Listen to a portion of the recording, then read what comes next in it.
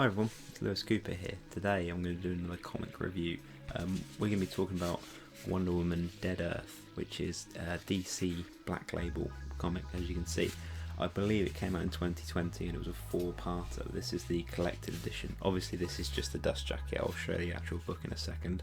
I just always take this off just because it's easier to then look after it, and also easy to show it when I'm showing it on the camera. So you've got the cover issue there. This is by Daniel Warren Johnston, both the writing and the art, which is pretty impressive, and I really like his art style. You can see how he's drawn Wonder Woman there.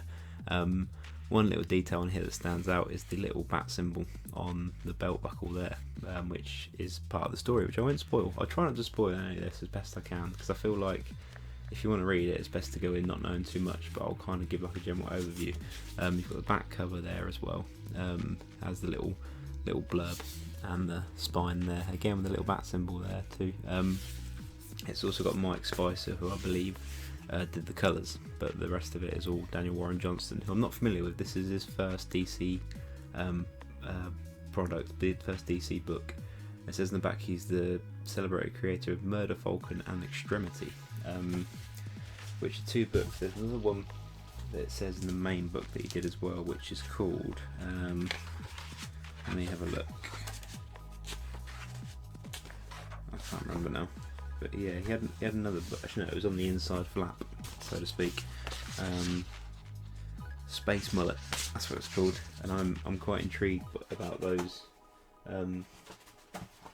stories just based on the titles, really. But here's the inside of the book. Well, this is the inside the dust jacket. So you've got the logo there, again similar sort of spine, and it creates kind of a wraparound image as well. So obviously, in some ways I prefer that to the actual cover, because it's just a cool image. But if you're going to sell a Wonder Woman book, you put Wonder Woman on the cover. I'll try and show a few bits of the artwork again without spoiling anything, just to give you an idea. But there is kind of a cool, that's the opening image before the story starts kind of thing, of Wonder Woman and what looks to be a giant monster, which again I won't go into too much detail about, because again I want it to be a surprise for people to read it. But it kind of goes back into sort of Wonder Woman's background. So this is literally the opening page of Wonder Woman and her mother when she made her out of clay, which is a thing that is often forgotten about in modern Wonder Woman stuff. But it kind of goes into a bit of the background about how the world ended up in the state that it's in, because it's literally a dead earth, as the story would suggest. And I'll show you a few shots of the opening bits. This is nothing too specific here, but that just kind of gives you an idea of the art style. So it's pretty colourful, pretty vibrant, and it has huge sound effects that aren't just kind of, as you can see there, they're very kind of literal sound effects, very onomatopoeic in a way. It's there's a word for you. But yeah, I'll show you another bit which kind of gives you a full description there. So kind of just really big and bold and quite dramatic and quite violent as well, because Black Label is normally aimed more at adults. So yeah, the general vibe of the story is that Wonder Woman wakes up from suspended animation in the far future, and the world has just gone to hell, literally. Well, not literally, because in comics that does literally happen. But yeah, she just kind of wakes up and she tries to really make the best of the situation for the people that have survived. I'll try and find another little cool double shot, which may be a slight spoiler, but only slight, because without context it doesn't really mean as much. But she kind of discovers these people that are still alive, and she just basically wants to help them, really. That's the one I was looking at.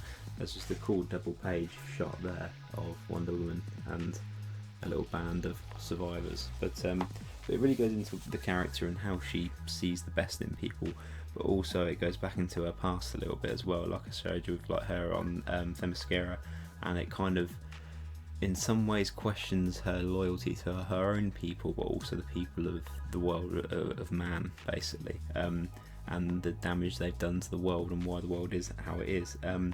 There is a few other characters in it from the DC universe, sort of in flashback form, but to be honest, the flashback does explain how the world ended up how it was, and it is a big part of the story. But I could have happily read the whole book without exercise. It's 4 parts. I read it 1 part a day over 4 days, and I really enjoyed it. Like I read every day, and I read a few different books at once, but I really look forward to reading it every day because it was just such an enjoyable read, and such a good and just enjoyable read in the sense that it was really nice to see the artwork as well, and like and the following the story at the same time. But yeah, as I was saying about the flashback, I could have happily done without it and just have this as being its own story. I think this being kind of the creator's first, normally an independent creator's first go on established property like a DC character like Wonder Woman, it must be quite nice to not have to fit into established continuity, because when you set something in the far future and you say this is what's happened to the world,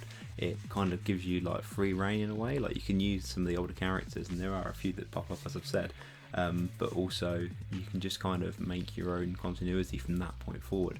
So I would have happily just watched or read this story about Wonder Woman in this world that we've not seen before, or the world in this state that we've not seen before, and it just been her meeting all these new characters and the story going from there. But it does kind of tie back to some of the more established stuff, and the, you know, like I said, flashbacks and stuff like that, which again, that's not a complaint from me. I'm just saying I could happily have let it be its own thing, which I think would have been really cool, but it's done really well anyway.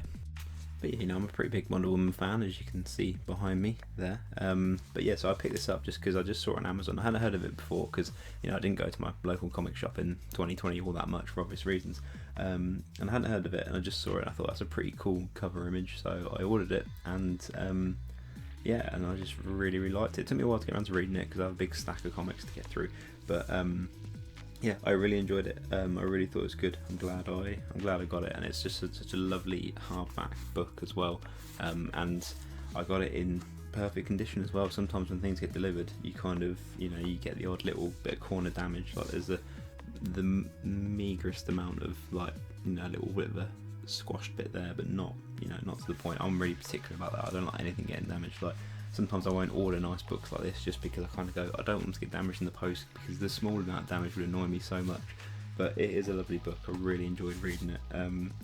I would recommend it. I'm going to check out some of Daniel Warren Johnson's other work, say some of his indie stuff, some of his indie stuff as well, especially Murder Falcon, which sounds great, and Space Mullet, I think that's what it was called, yeah, something like that. That sounds my kind of weird stuff, but yeah, I'd really recommend it. I think it's worth picking up. I really enjoyed it. It's just a nice self-contained story that you can just pick up and read and enjoy.